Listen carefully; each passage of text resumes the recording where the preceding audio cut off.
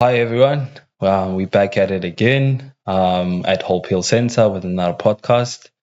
I'm here with our guest, Ted. Goes by the name OZF Teddy, right? Yes, sir. Yeah. Yes, sir. Thanks for coming, brother. For sure, for sure. Thanks As you for guys, having me, BK. 100%. As you guys should know, this guy is coming all the way from Botswana, Mm. coming to join us. Yeah. So yeah, Ted, man.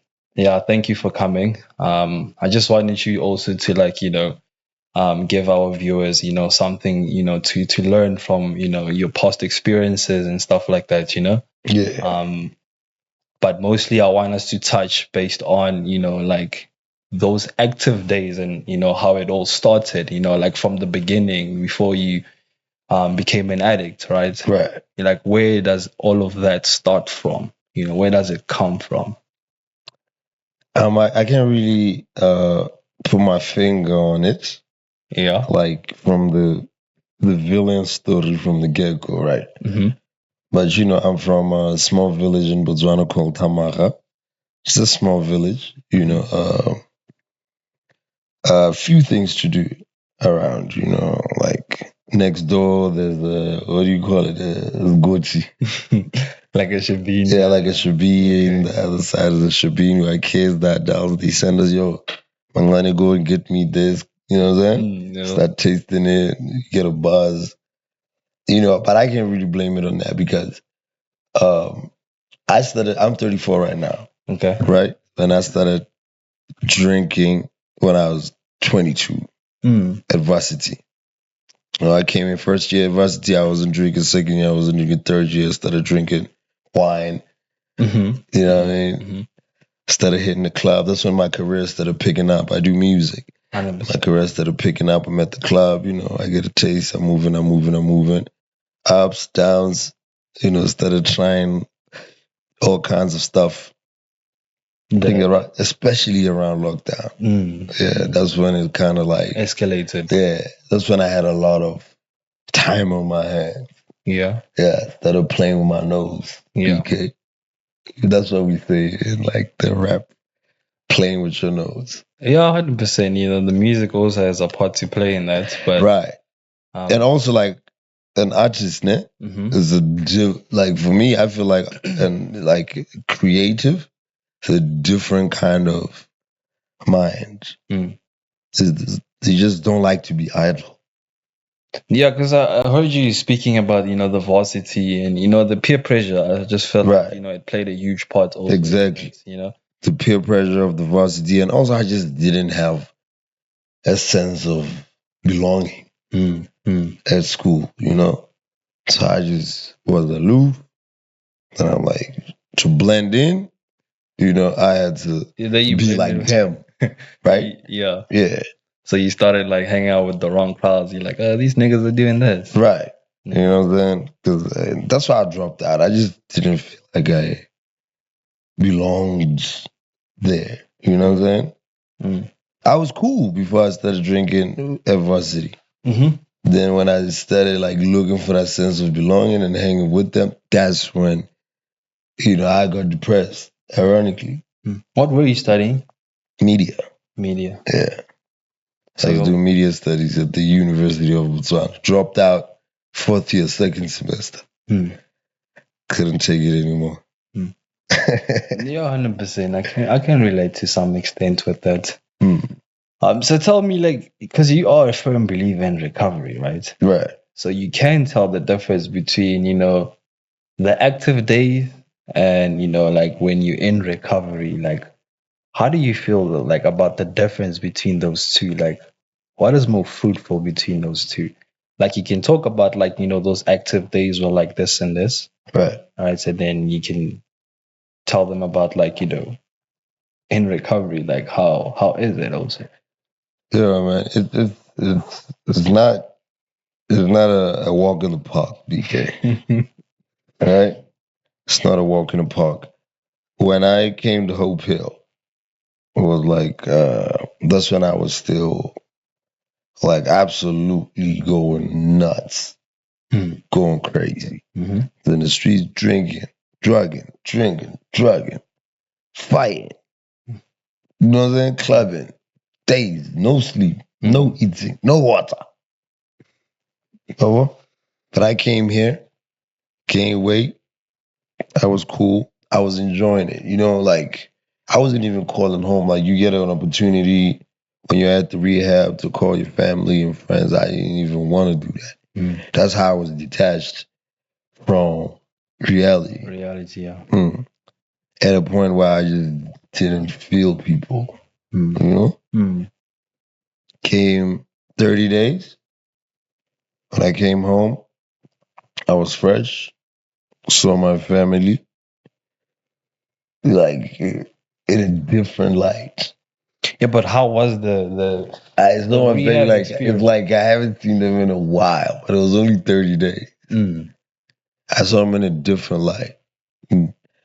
Well, when I go to like I had clarity of it that I hadn't had in a while. Because now you're sober, you see things Yeah, clearly, you feel me? the reality kicks in. Yeah.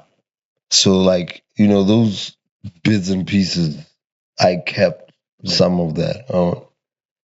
So tell me, like, during that period, how was that rehab experience? You know, coming from active addiction and then finding yourself in a treatment facility, you know, seeing healthy people, you know, healthy recovering addicts, Right. you know, and the ones that are just like you, still trying to get themselves off their feet, you know, building the connection with family, trying to focus on themselves, you know, just like that 28-day period, you know, how was it for you?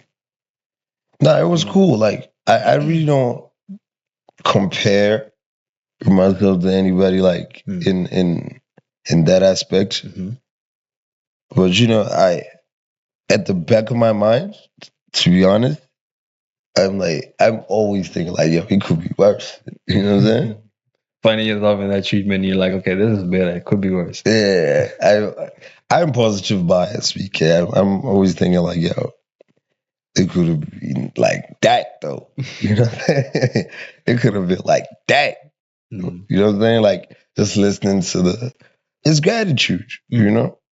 That's what keeps me like, you know, moving forward and keeping one foot in front of the other. Just being thankful, like, yo, at least I'm outside, I'm alive, healthy, you know what I mean? I feel like coming to rehab early in my addiction helped me a lot. It's kind of like I nipped it in the bud. I, you know, cooled down the flames early into it. You know, I wasn't drinking and drugging for like years when I came in.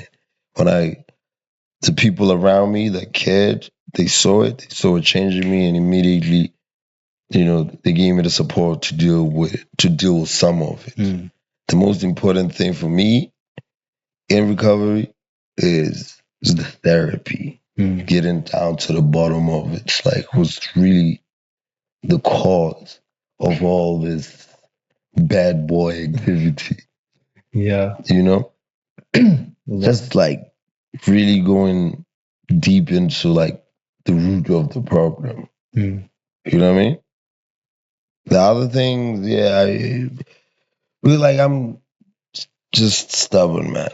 Yeah, because I do get it because, you know, when we get like coming to a treatment facility, right, you get to find out that, you know, the drugs or the drinking, right, were never the problem, you know? We feel like it's a problem, but, you know, they were the solution to our problems. Right. We already had problems. Yeah. You know? So I'm just you know. You're just trying to numb them by drinking and drugging and escaping reality as it is. Right. And that's just how it's been, you know. And then you get to a facility and then you're sober and then you find yourself looking at yourself and be like, okay, X, Y, and Z. And then the things you don't see, they show you. Yeah, like one thing I've observed, Nick, with drinking especially, it always starts good. Like the first two drinks, dope. Third, yeah, all right. By the time I go to the 6-pack, by the time you get to the sixth one, it's fifth and sixth. For me, the anger kicks in for no fucking reason. And then keep going. Then I become sensitive to Mm, everything. mm, You know what I'm saying? Anything can happen. I can cry. I can, you know what I'm saying? I can just leave the scene. mm. Hmm. Yeah, that's the irritating part about that. The first two drinks, like, oh, it's all good. Yeah, let's get it. Well, Yeah. so it's like a weird patch for me.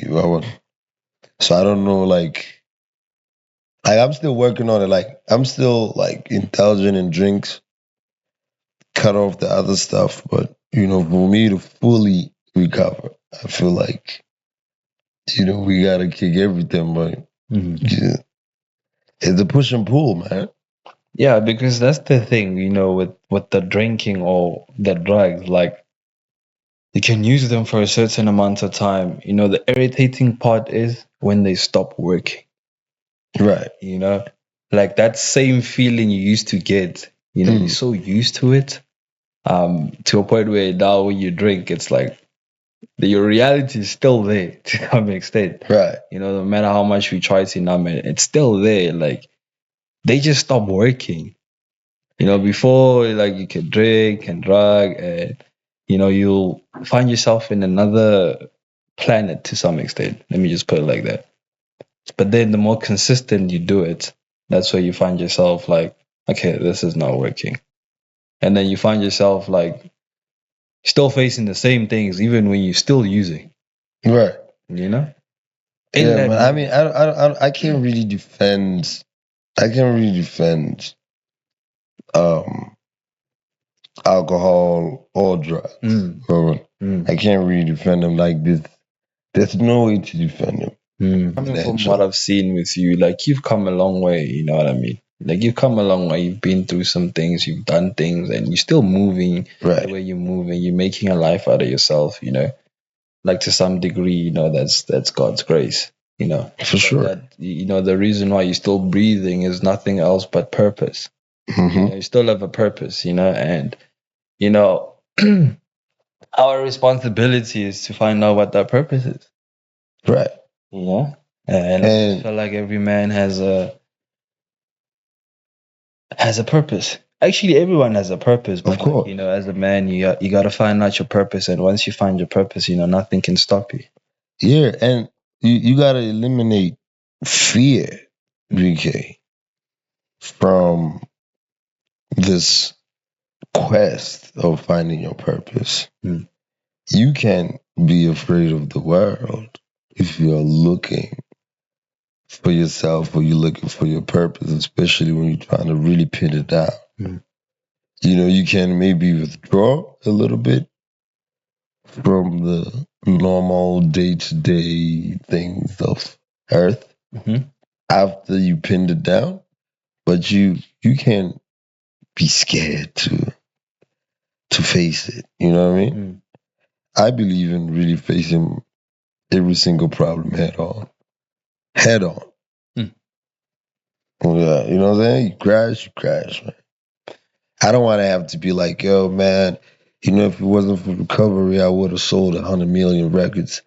Or if it wasn't for me, being in recovery, I could have did this and this and that. Then I resent the whole recovery thing, or I Mm, resent, the whole rehabilitation process. mm, You know, I would, I hate that feeling of regret. mm, It's it's very triggering mm. for me. Yeah, 100%, 100%.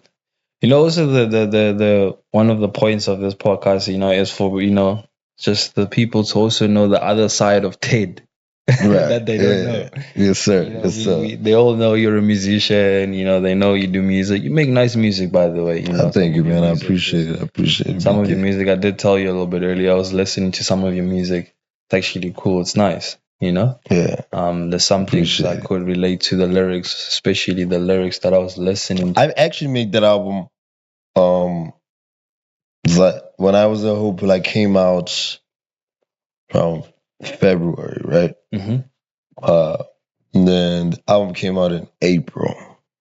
Mm, Yeah, around the 4th of April. So I was like, it's like one of my best buddies of work because I was like, fresh from here. Yeah, because you really tapped into like, Yeah, yeah, things that people can relate with. You didn't mix it up with these double entendres yeah, and yeah, yeah.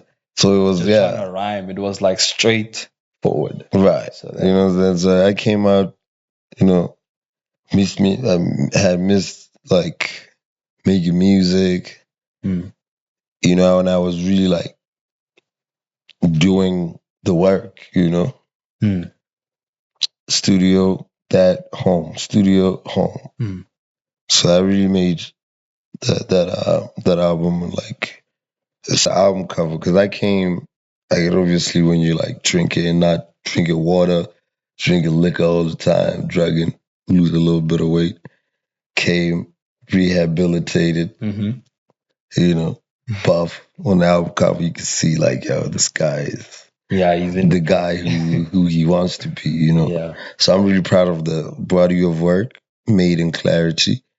Proud of the album cover, proud of the whole experience. Mm, So yeah, man, I mean, it really came in handy, mm, you know, trying the whole process. mm. Yeah. And it And does work out a lot. I recommend it. I Yeah. recommend it for everybody, like who feels like, yo, man, what can I do, dog? Like, feel like I'm about to hit rock bottom. I've hit rock bottom. I really do recommend, recovery, dog. 100%. Especially the therapy. Mm, Getting down to the bottom of it, like, yo, why do I feel this way? Because you're not that way. Like, you just feel it. mm, So, like, you get down to the bottom of it, you can navigate your mind better mm. once you tap into that Yeah. knowledge. You know what I'm saying? Mm. Yeah. Yeah, I do like it, like how you say it, because you are a firm believer in recovery. That also shows that we also human. Mm, No matter how much influence we do have or how we live life, how the ups and the downs, everyone has those ups and downs. right. And you know, as a person, as you having the most biggest influence, like recently, right now, Yeah, for sure. Like, it's nice to show them that you're also human. And yeah, for sure. Like, it really did used to put me under a lot of pressure, mm, like to have all this attention on me, right? mm, Before I came in and, tried the process. mm, It used to put me under a lot of pressure. Like, I should do this, I shouldn't do that. mm, Kind of like borderline scared of, the potential of it. mm, There was a lot of pressure. But, because I don't grind mm, my gears that much anymore because of what I've learned mm, in recovery, mm, it's kind of like day by day, one step at a time. So it's like it really did loosen the pressure a little bit, kind of lighten the weight mm, a bit. It can be a lot of pressure, man. It's like being in like high school, né? mm. And everybody got the sneakers. You want the sneakers. Then, you go to recovery and everybody got the sneakers and you're just comfortable with the sneakers you have. Yeah, for So, sure. you can't even keep bare feet and just chill out. So yeah, what are your recent hobbies, like, just to get yourself outside of, let's say outside of the music, like what is your Yeah. hobbies, like, the healthy hobbies that you usually just do? Like, yo, I'm like contrary to popular belief. I'm not really like in the scene like that, unless I'm working or just occasionally go out a little bit. But really like most of my time I'm just watching documentaries, Just learning. just learning about, you know, the mind, my mind, podcasts, Mm. meditation. There's this like new channel that I'm in, just called, what is this? Artist Morning, Mm. right? It's just like meditation, journaling. I just like to Yeah, learn basically, about yeah, you like just the human nature. mm. You know, like what makes people tick. Because I'm a people's person. I do like love people, like for real. So you keep yourself busy, and that's the healthier way to keep yourself busy. And those are the things you do by yourself. Like those kind of things you can't watch with people because it's not a movie, man. It's not a series.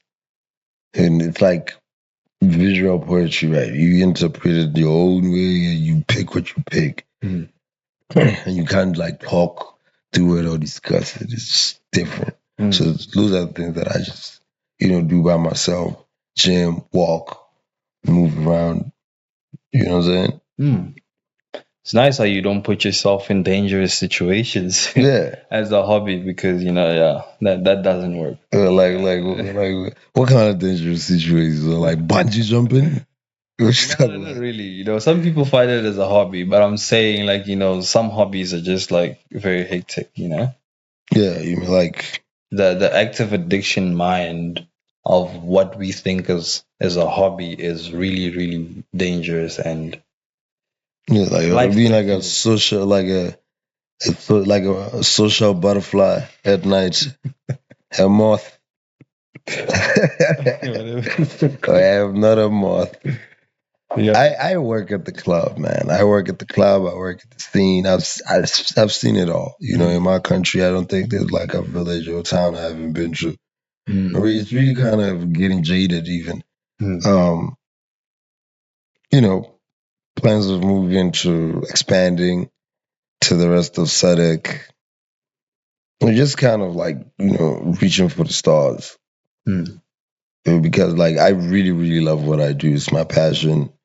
And, I feel like it's my purpose, even though sometimes I feel like it's kind of directly against, the whole idea of recovery because, I work at the club, man. It's drinks, girls, all kinds of things going on over there, So it's a challenge to separate the two. Pick this or to pick that, Because in recovery, they say, like, just put your sobriety first and then everything else falls into place. I get that. Yeah, and only time will tell. Yeah, because I feel like I'm still young, so there's a little bit of room to make mistakes and there's always room to grow. Yeah. We gotta experience things. Yeah, because I don't want to have to be that old man like, yo, and then just to bounce back in old age and come back worse than before, 10 times worse. I highly regret the young on top. I want to avoid that at all costs. I'm going to take it out on people. No, So how do you cope that, guys? Like, how are you coping in Botswana? Like, with all of that. I'm mixed, dog. I just, one thing I've noticed about like people is just like they reciprocate energy. Like the meanest, baddest, biggest bully in the hood will be kind to you if you are kind to them and you just show respect to everybody and just you respect yourself, the environment will follow suit. 100%. That's actually cool. But like, your coping mechanisms, have you looked at increasing some of them or they're just working fine? Yo, like my coping mechanisms, like besides just kind of removing myself from certain situations and just going through my own thing, Like I have this thing, I have headphones, Pods, big headphones. Sometimes it's just like, okay, cool, this is triggering me and it's becoming negative. Headphones, music, right? Or I just, get in the scene or I just zone out. Yeah. But that's also like borderline toxic as well. Because I can just shut down. But it's also like it's also important to know yourself, like especially when you mentioned like when that triggers me, when that it's actually important also to know yourself and be like, that triggers me. Oh, I don't like that. That's something like that sobriety gives to some extent, because you start finding out what you like and what you don't like. You start Right. noticing, you start like realizing things around you, people, Yeah. places, and things. You know what I mean? Like you start noticing your surroundings. You start to notice when you feel uncomfortable. You know, and I So you think, got to be, like there's something like people who should really tap into, like should really be aware of. Like when something makes you uncomfortable, and that's you got to really look into that. Like, okay, and you got to be assertive about it. Like stand up, like, yo, set a boundary. If it's a person, let's tell them like, yo, what's up? Like, don't do that, please. You know what I'm saying? Or if it's like just if it's a thing or an environment, just notice those things. So and just don't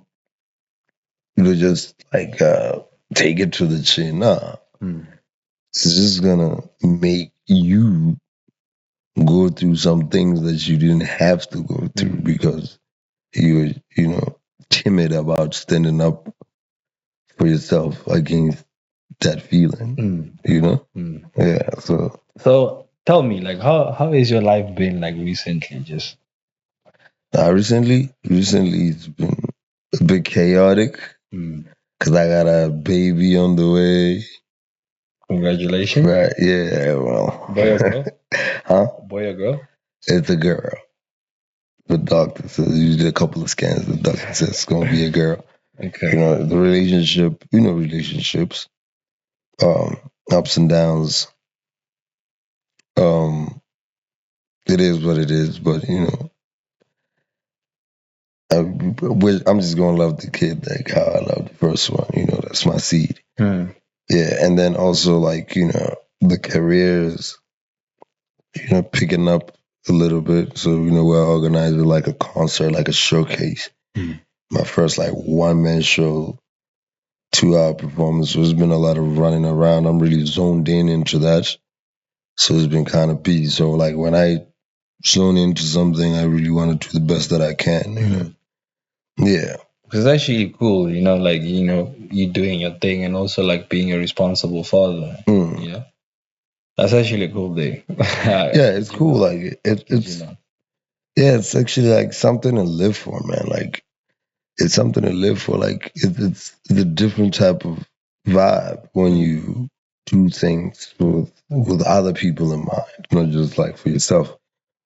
With other people in mind, it's motivation. It's like it's spiritual when you do something like besides yourself. Yeah, 100%. Because like Yeah, when you grind and you're not grinding for the chains, the sneakers, and the whip, it's like it suggests that you have a future to think about. Yeah. So you can't just unplug yourself at any time or self-destruct because you're planning for the future. You know what I'm saying? Now, thank you for being a responsible father, dude. Like, I kid you not. I understand. I can relate to that. But yeah, being a responsible father, dude, it's one of those things. I really respect. Someone being there for their kid. For sure. Not a lot of them are privileged enough, to have a father in their lives. But you are there, even though like you're busy with your music, you're on the road and all that stuff. You get busy, but the thought still comes. I got kids, for sure. I gotta go see my kid when I get this space. I get to see him. We talk on the phone. He's 7 now. He's going on 8. He can pick up the phone. He can hit me up. So those things are important. And I mean, I grew up in a family setting. My mother and my dad, they've been married for like 34 years, right? Yeah, so I'm like a lover boy because they still call each other baby this, baby that. So I know love is out there. The family thing has really been like a support structure for me as well. I remember coming into Hope Hill, they really had my back on that. And they were 1,000% behind me, and they keep checking like, yo, you good? So it's really important to be there for your kids, no matter how old they get. You That got relationship that is relationship with family. You know what I'm saying? So I know family dynamics are difficult. Mm, But you find a cousin that's really there for you, or you find an auntie, or you find like a parent, but like mm. somebody you could like really trust and have a rapport with. It's really important, dog. Utilizing the people that we still have while we still Yeah, have them. for sure, for Mm, sure. Because that there, like that, those people that just don't give up on people, And you really, but and as addicts, we shouldn't really take advantage of that in mm, the wrong way. Like addicts, man, we got a soft like touch, mm. because we are charming. We're very charming. Yeah, we are hustlers. Have you noticed that like addicts are like some of the most intelligent people? 100%, Yeah, 100%. So yeah, like Just it's that intelligence goes somewhere else. yeah, it's because of like I don't know if it's boredom or a lot of time in their hands. It's like they're very creative. They think in color, and then they go overboard, and then that creativity, it gets diminished. Mm, Uh, mm. Addiction just diminishes creativity. It doesn't enhance it. Yeah, 100%. That's true. Diminishes creativity and increases regrets and resentment. Mm. Yeah, 100%. I'm Yeah, I telling get you. you. I get you. But yeah, I think that will be our end of our podcast. Mm, Yeah, my man, thanks for coming, bro. Like yeah, Botswana is far away. yeah, man. I mean, I came all the way. Listen, I came all the way. One of my counselors and colleagues hit me up and he told me about the podcast. 100%. You guys are doing the podcast, and part of the process of recovery and service, dog. I don't know who's gonna be watching this, and who's gonna take watch from this, especially because in my country, if they watching this, they know who I am. Maybe somebody from here might not know me, but Mm. you know, it makes me like feel like I did something to help somebody out there. Even if we get like 500 views, we're good. If we can just like maybe somebody like 2 people, 3 people can pick something from this, it goes a long way. 100%. For sure. Like, just do what you can 100%. to help advance the universe. 100%. I'm serious, P. Yeah, I get you. I get you. I get you. Service, man. Yeah, service also is a big part in recovery. Also, For sure. you can only keep what you have by giving it away. Mm, That's one of those things that's I right. heard at some- That's right. That's right. Yeah. So yeah, speaking of service, yeah, it does keep you clean. Mm. Service keeps you clean. Sending Because, message. for instance, God knows what would be going on if I didn't take this trip over there, Rowan. Yeah. 100%. God's will. Well, so, 100%. So yeah, that will be the end of our podcast. Yeah, thanks Ted for coming again. But yeah, for sure. like I said, you come from Botswana. That's like the other side of the borders. You know what I mean? Yeah. But yeah, so guys, visit us on our website.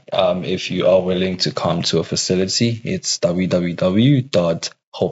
www.hopehillcenter.co.za.